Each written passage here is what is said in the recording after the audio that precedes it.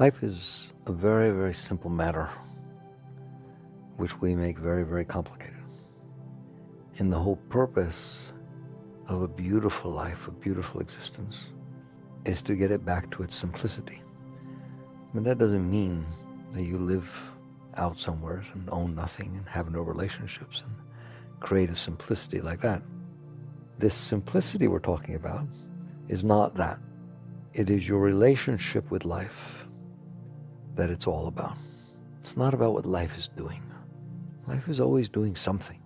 No matter where you are, whenever you look, there will be something going on. They'll put you in Paris, look in front of you, something going on. Look to the right, there's something else going on. Look to the left, there's something else going on. Pick you up, put you in Yugoslavia. Look to the right, there's something going on. No matter where I put you on Mars, put you on Saturn, no matter where you are, there's something going on.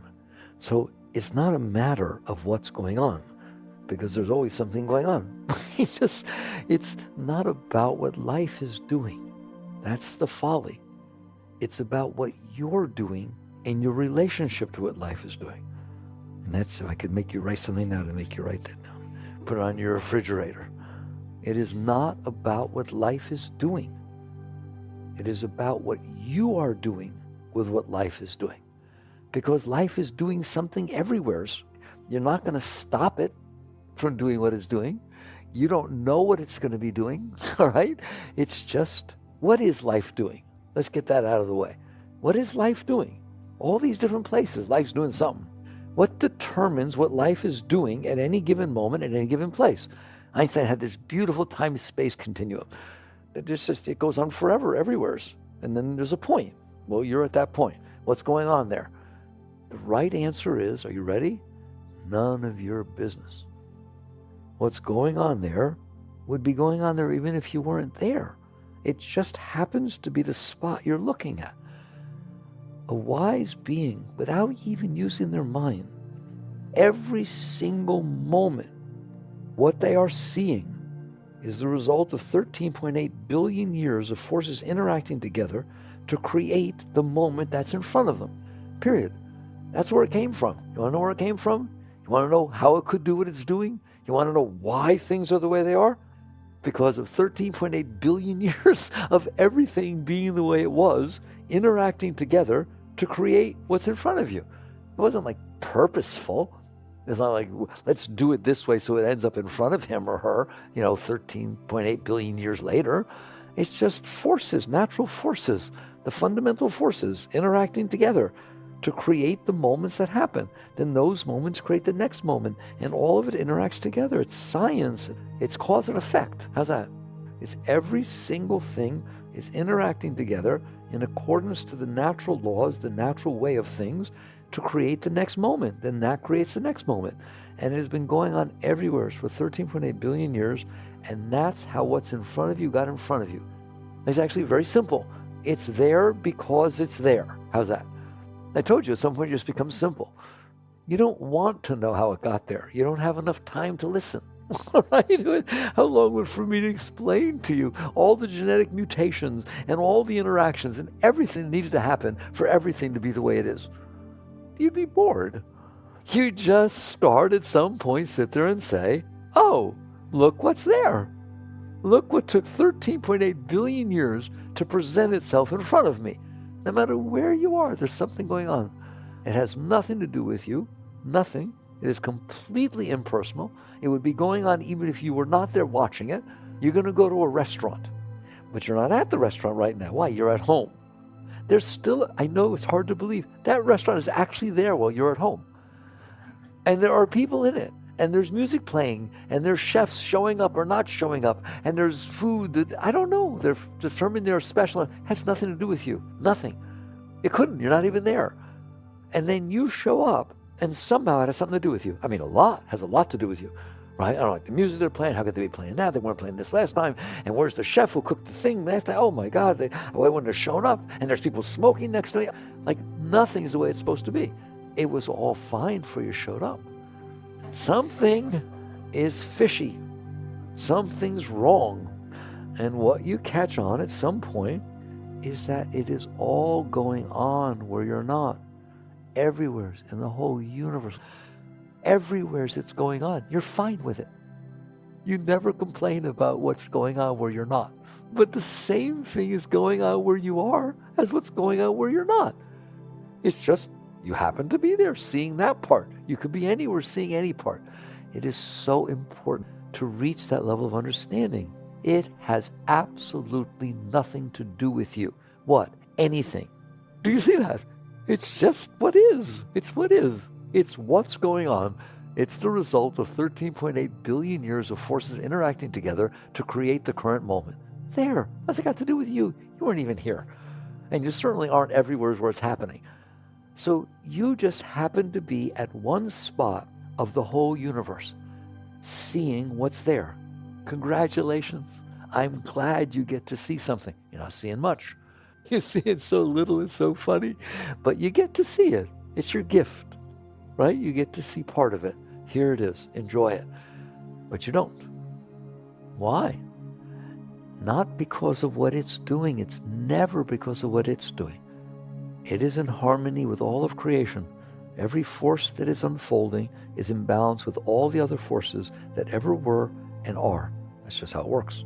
It's called dynamic equilibrium. One changes, they all change. And it's in balance, in harmony.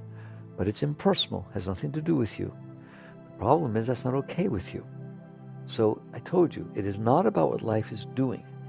It is never about what life is doing. It is about your relationship with what life is doing. Now we're going to discuss that. So we're going to discuss. I'm done with life. That's a big thing to be done with. Been there, done that. All right? What's it going to do tomorrow? You'll see. It'll do the same thing it did for 13.8 billion years. Be the result of all the forces that ever were. And depending on where you are, that's what you'll see. All right, so we're done with that. That's science. It's beautiful. It's done. Now what about this thing called your relationship with that force called creation, called reality, called what is? Well, that's a little more interesting. What could be your relationship with it? Well, you're in here, it's out there. That's the real reality. Once you establish what's out there, reality, then you realize, I'm not out there, I'm in here. I live somewhere inside, and I look out through my eyes, feel through my senses, and I'm in here, and it's out there. So I have a relationship with it. Whenever there's duality, there has to be some relationship. How do I interact with it? What is your relationship with this force of creation that is unfolding outside of you? What it could be is one of harmony. What it could be of one of saying, I don't even know who I am. I don't know how I got here. You don't either, by the way. You think you do, right? That you say, I do so. I'm Saul Jones, and I live at 1506, Southwest 33rd Street. Really? So if you move, you're not you anymore. Right? If you legally change your name, you're not you anymore. That's not who you are. It's just a label. It's just something you're calling yourself. You are the being who lives inside and knows yourself as yourself. That's who you are. I'm not going to talk about it anymore. You know you're in there. Hi. You in there? Okay, that's you. The one who I say hi and you say hi. I told you, it's simple. So now there's you who's in there, and there's this world that has nothing to do with you, that was here way before you got here and is going on everywhere where you're not. All right, what is your relationship to that? That is the magical question. That is the entire question of your life. So what could be your relationship? Let's do that first. What could be your relationship is, I'm in here, it's out there. Wow, it's like a movie I get to see. I get to experience part of creation that has never existed yet, unfolding in front of my eyes and through my ears and through my senses. Wow, what an amazing experience. Every single day I wake up, I am going to be given the gift of seeing what happens next. No one's ever seen it before. No one's ever seen it before. And no one will ever see what you're about to see. You're the only one standing in that spot, seeing what's unfolding. It is the most amazing thing in the world. It's just this gift of getting to experience the next moment of creation at that spot. You could be in awe. You could just walk around blown away. You can say, look what it did now. Look what it did now. Who would have thought it would do that? That could be your attitude. That's called a relationship. That is your relationship with reality. You're in a state of awe. You're in a state of appreciation. You're in a state of acceptance. It's just, wow, you love it. You're honored to see it. You're in a state of respect, of honor, to get to see the result of 13.8 billion years unfold in front of your eyes. There are no such thing as problems. There can't be a problem. In that world, where's the problem? You're in here, and you're watching what's unfolding. There's no problem. Okay. Unfortunately, your life is not like that. Why? Why? Because you won't let it be. It's because of your relationship with life. It's not because of what life is doing. You won't let it be like that. Why? Because what you have decided to do with your life, you have decided to make up in your mind, you're in there, you got a mind in there too, to make up in your mind what reality should be doing in front of you now, tomorrow, the day after, yesterday, is made up in your mind a conceptual model of what should be going on in front of you. If I pick you up and drop you down in Paris, you know what's supposed to be going on. What's the matter with these people? They don't even speak English. It's like, you will do that. You understand that? You just will develop a model inside your mind about what is supposed to be going on. Where did you get that model? Did you study 13.8 billion years of forces and see how they interact together to decide what really should be happening next? That's funny. Not even close. You got it much easier. You just made it up. You just made it up. This shouldn't be like this. This should have been like that. She shouldn't be doing this. He should be doing that. That should never have happened. What? That which happened should never have happened. Who said so? The forces that caused it to happen? No, of course not. Me. I said so. And on what basis, oh Guruji, did you decide that it should not have happened? I didn't like it. I didn't like it, so it shouldn't have happened. Really? It's cute as a button. So now you trump 13.8 billion years of forces interacting together. I don't want to talk about it. It just shouldn't happen. That's your relationship with what's going on out there. That's ego. You make up in your mind how you want it to be. What should happen, what should have happened, what should happen in the future, what should be happening right now, etc., etc. Just that whole shoulds and shouldn'ts and likes and dislikes that you just make up in your mind. Anytime you just pop up, oh, I want a new car. Just billions of things, you just make them up in your mind like popcorn over and over again. And then you look out into the world. I'm almost embarrassed to say this for you. And you say, I'm right, it's wrong. It should be the way I said. And you get mad when it's not. In fact, a moment ago, I told you there are no problems. I'll bet you had a problem with that. Okay, now let's talk about that. Now let's introduce problems. What is a problem? It's very easy now. A problem is that the damn reality won't behave. Darn thing, get with the program. It won't be the way I decided it was supposed to be. And that's a problem. For reality? No, for me. Reality doesn't seem to have a problem. I just have a problem with it. What I wanted to happen didn't happen. That's a problem. What I didn't want to happen did happen. That's a problem. What I don't want to happen might happen later. That's a problem. All right? It's like I'm making up in my mind an alternate reality. And I'm defining it as a problem when reality doesn't behave that way.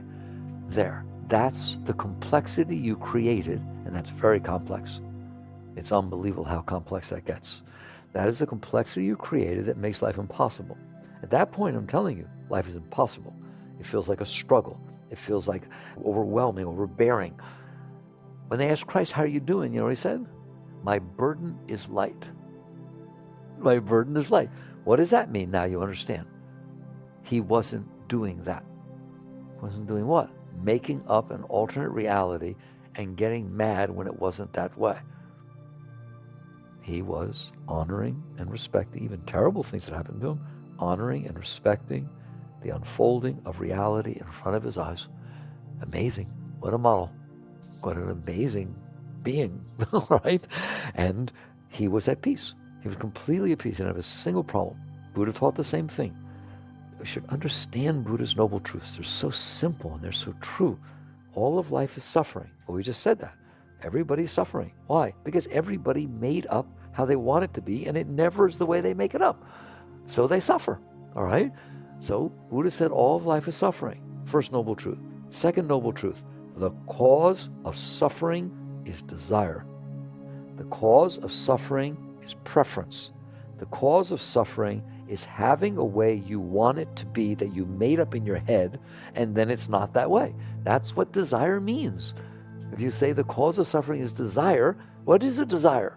Desire is that you made up in your mind how you want it to be. If you don't make up in your mind how you want it to be, you don't have a desire. The desire is, I desire it to be this way. Well, how did you decide that? I just made it up. I just did. I'm so cute. I made it up. So if you make it up, you're in trouble. Why? Because that's just how it works. When you're in kindergarten, they teach you to play make-believe. They don't tell you it should actually be that way. They say you just build your imagination. It's fun. Don't get mad because the mountain you drew doesn't really be there when you go out. No, that's not how you play make-believe. Make-believe is make-believe. So if you make up something in your mind, you just make it up. I want her to love me. I don't want this to happen. I want this to happen. I want to be a billionaire by the time I'm 23, not 24, 23. Just go on, make stuff up, right? You just make up things all the time. And then they become desires. I want them to happen. Too bad. That's ridiculous. There are 13.8 billion years of forces that interacted together that get to decide what's going to happen.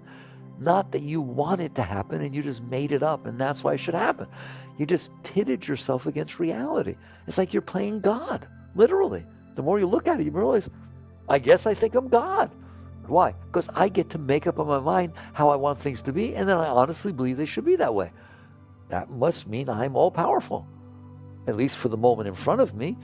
If I had my way, I'm just speaking for you, we're all the same. If I had my way, the moment in front of me would be independent of every other moment in the universe. What do I care about the rest of the moments? I only care about the moment in front of me, and it should be the way I want.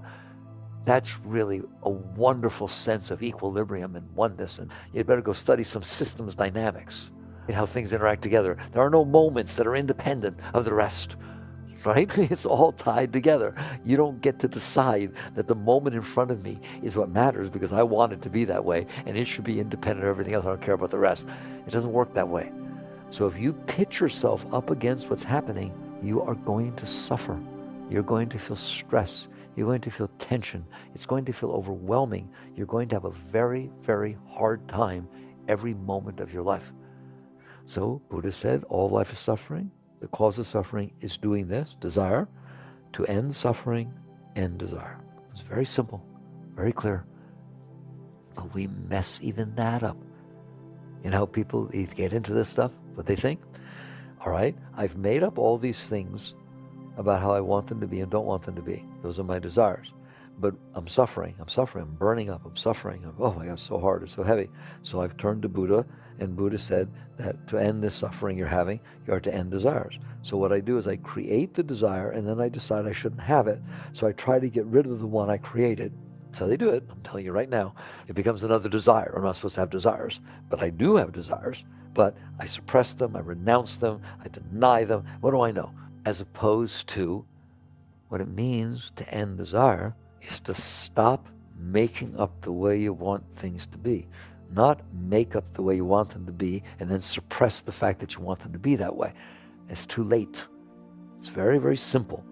You come back to simplicity. You look at the world, and every morning, you have to do this every morning when you wake up. You look at it, take a good look at it, and say the following. I didn't make you. In fact, you were still going on while I was sleeping. You have nothing to do with me. You are the expression of the quantum particles that came up from the quantum fields. You're just reality. You have nothing to do with me, and I'm honored to see you. There. That's very different than this is what I want to happen, this is what I don't want to happen. I hope this happens today. Oh, I'm so upset that it happened yesterday. That's a very different relationship with life. We're coming back to my theme. Reality's there. You're in here. What is your relationship to it? You have made a complete mess of that relationship. Don't feel bad. So is everybody else. You have fallen into this trap of believing that what life is about is to make up how you want it to be, and you think if it would be that way, you'll be okay. You make up how you want it to be, make up how you don't want it to be, and then not only expect it to be that way, that'd be bad enough if you kind of kept it to yourself and just got real upset that it wasn't that way. You don't do that.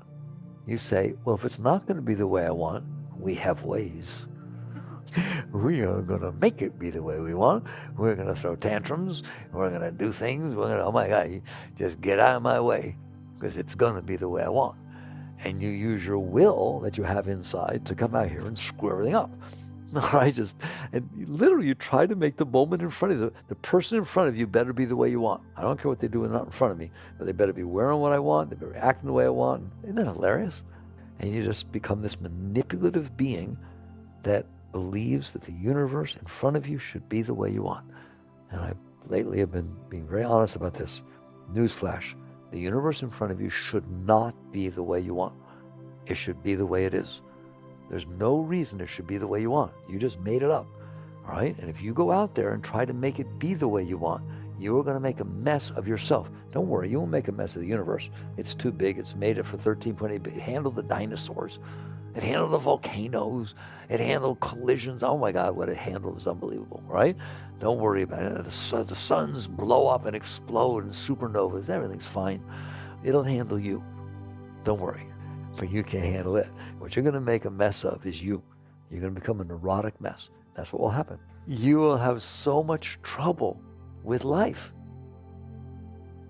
You'll have so much trouble with life. You will be afraid that things are going to happen that you don't want. You will be afraid that things that you want won't happen. There'll always be this enormous sense of fear that things will not be the way you want. And that's a very valid fear because they won't be. So it's like you built this cage for yourself in which you're going to suffer and you're going to feel tension. So a wise person, what a wise person does, they sit there and say, not I need to not satisfy my desires, not I need to renounce or do anything like that. I need to check out why I insist on making up an alternate reality instead of honoring and respecting the one that exists. Why am I doing that? That is what a great being does. They check it out.